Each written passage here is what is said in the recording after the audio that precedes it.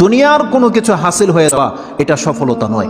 একজন মুমিন মুসলিমের মর্যাদা আল্লাহর কাছে এক পাল্লায় যদি একজন মুমিন মুসলিমকে রাখেন, আরেক পাল্লায় পুরো পৃথিবীকে রাখেন।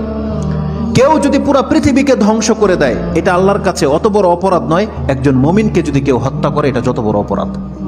তাহলে একটা মানুষ তাওহীদের উপরে যারা আছে তাদের মান মর্যাদা এত, আল্লাহ বলছেন অতএব তারা যেন দুনিয়ার জন্য নয়, বরং তারা ওই পরকালে জাহান্নাম থেকে মুক্ত হয়ে যাওয়ার সেই রাস্তা যেন তারা অবলম্বন করে। কারণ সেই দিন যাকে জাহান্নাম থেকে শুধু বাঁচানো নয়, দূরে রাখা হবে।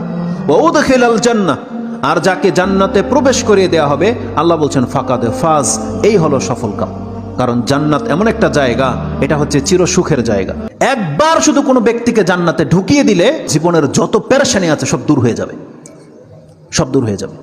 তাহলে পরকালের ব্যাপারটা হচ্ছে এমন। আল্লাহ বলতেছেন সেই দিন যাকে জান্নাতে ঢুকিয়ে দেওয়া হবে, আল্লাহ বলছেন এই ব্যক্তি হচ্ছে সফল কাম। তাহলে এই সফলতা আসবে কিসে? একমাত্র আপনার ঈমান, তাওহীদ। আপনি আল্লাহকে মেনে নিয়েছেন, আল্লাহর বান্দা, আপনি আল্লাহর সাথে শিরিক করেন না, এমন প্রত্যেকটা ব্যক্তি সেই জান্নাত সে পাবেই পাবে। এটা আল্লাহ ওয়াদা করেছে।